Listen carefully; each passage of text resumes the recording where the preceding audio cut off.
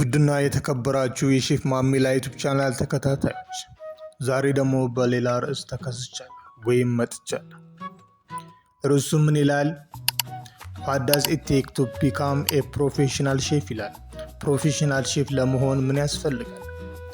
ፕሮፌሽናል ሼፍ መሆን ጥብቅ የሆነ ተግባራዊ ልምምድ፣ መደበኛ ትምህርት ወይም የሙያ ስልጠና እና የኪችን ወይም ማዕድ ቤት ነገሮችን ማስተዳደርን ይጠይቃል። ይህ አካላዊ ጥንካሬ፣ የጭንቀት አያያዝ ክህሎቶች እና ባህላዊ የኪችን ወይም ማዕድ ቤት ተዋረድ ውስጥ በትብብር የመስራት ችሎታን ይጠቅሳል። ብዙዎቹ ፕሮፌሽናል ሼፍ ለመሆን እንደ አብሳይ ወይም ሚዛን ፕላስ በማዘጋጀት እንደ ጀማሪ ጽዳት ወይም ዕቃ ማጠብ የመሳሰሉትን ሆነው ጀምረው እስከ ፕሮፌሽናል ሼፍነት ይደርሳል። ከዚህ በታች የምጠቅስላችሁ 3 ዋና ነገሮች ነው። የተሳካ የምግብ አሰራር ሙያ ለመገንባት የሚወስደው መንገድ በተለምዶ የሚከተሉት ፕሮፌሽናል ሼፍ ለመሆን የሚወስድባቸው ጥቂት ቁልፍ ደረጃዎችና የክህሎት መስፈርቶችን ያካትታል።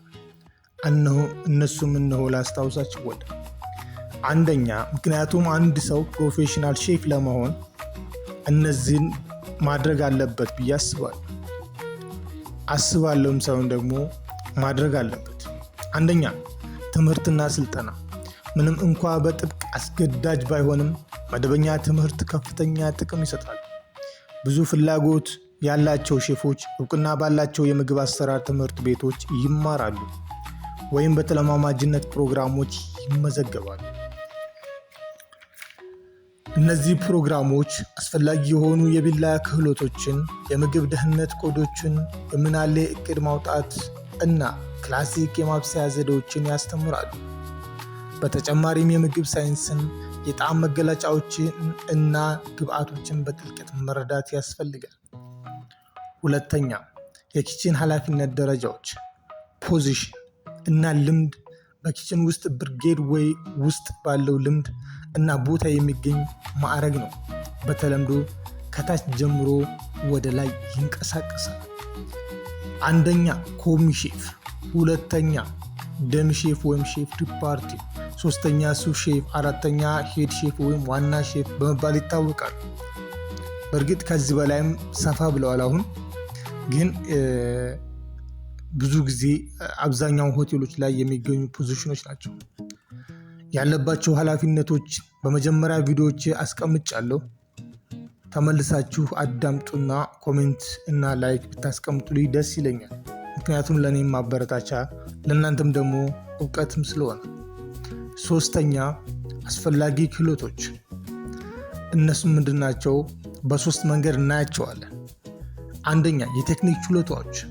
ብቃት ያላቸው የቢላ ክህሎቶች በዋና የምግብ ማብሰያ ዘዴዎች፣ ለምሳሌ ማብሰያ መጥበሻ እና ሳህኖችን በሚያምር እና አስተካክሎ አሳምሮ በመስራትና በነሱ በመስራትና የሰራነውን ምግቦች ፕሌቲንጋቸውን አሳምረን ዲኮሬሽኑን ጣዕሙን ጠብቀን እስከ አወጣጡ ድረስ ማሳመርን ይጠይቃል።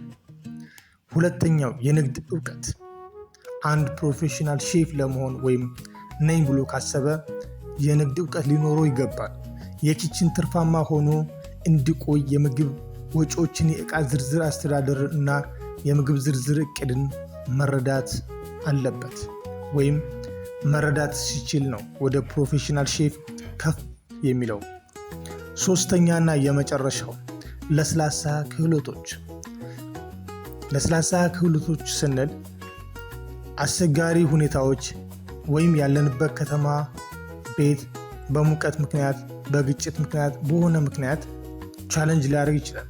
ያን ቻሌንጅ ተቋቁሞ ለስላሳ ሆኖ ትዕግስተኛ ሆኖ ማለፍ ወይም ደግሞ ውጥረት ባለበት አካባቢ የመስራት ችሎታ፣ እጅግ በጣም ጥሩ ግንኙነት እና ጠንካራ የቡድን አመራር ማዳበር ናቸው። ውድና የተከበራችሁ ተከታታዮች ቪዲዮውን እስከ መጨረሻ ስለተከታተላችሁ በጣም አመሰግናለሁ። እንዲሁም ከወደዳችሁት ላይክ፣ ሼር፣ ሰብስክራይብ ማድረጋችሁ እንዳዘነጉ። እወዳችኋለሁ። ዋላ